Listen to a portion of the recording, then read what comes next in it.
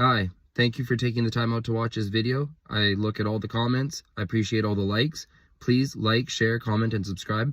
Today, I want to discuss Neil deGrasse Tyson and his downfall and how he's totally lost touch with people and why his head couldn't fit through the door. So he went on to Patrick Bet-David's podcast and he made this, he had this argument about pokes and stuff. And he's like, Patrick Bet-David said, some people don't believe in the testing of all the remedies of the stuff that was given to him, that have been given to the population. And he said, how could you deny all the other scientists, right? So then Patrick Bet-David said, further in the conversation, like, I prefer debate.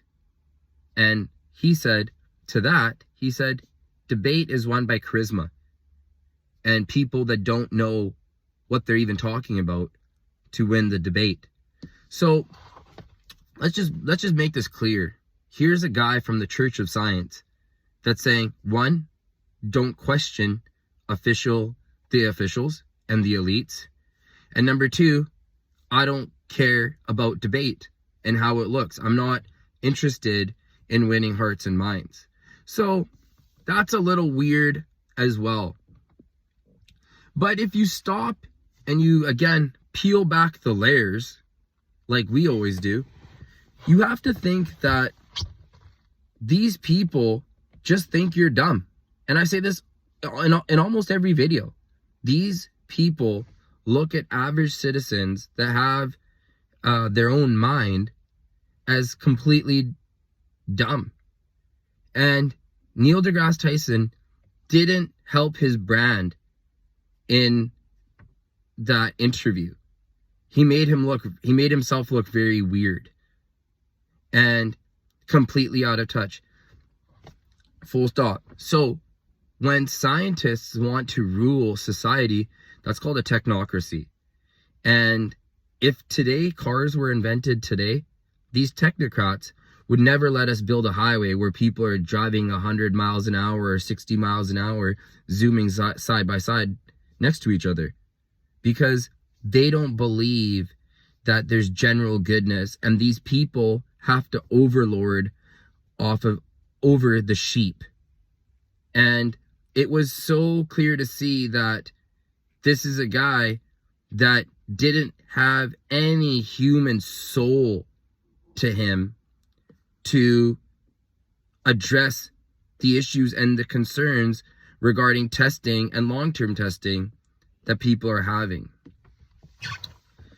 Another thing that was kind of weird about Neil deGrasse Tyson was he said that if we could ever go through history and we looked at all the times to be alive, this is the best time.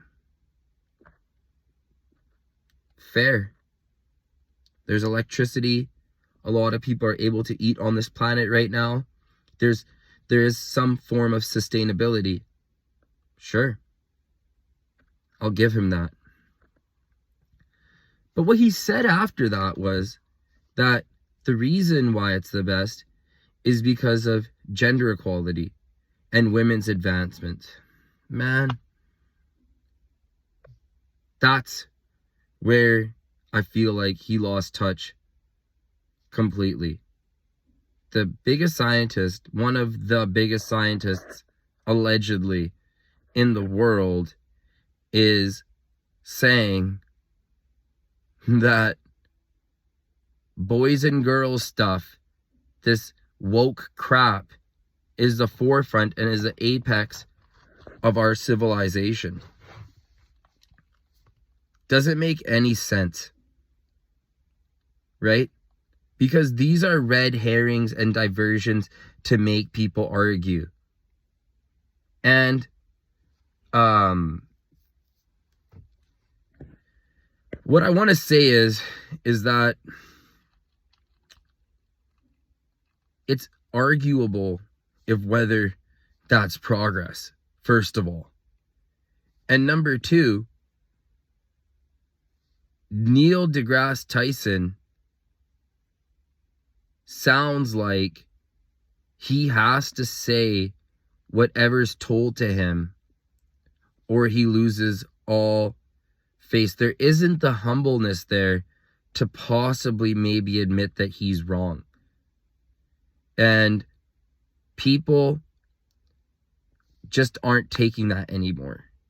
Now, I'll leave that alone, and I want to address the next subject of the Neil deGrasse Tyson thing, which is that no one trusts these scientists anymore. No one really trusts the news, and for good reason. And we're always being lied to. And at the end of the day, in this side of the world, there is no accountability. That's how this works. The little guy will always just be told to suck it up and keep it moving.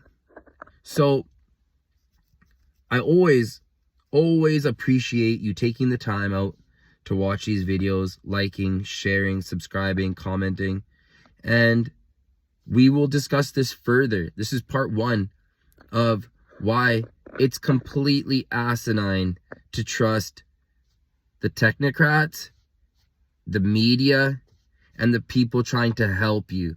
There is no help. But stay safe out there. Think for yourself. Follow your gut instinct.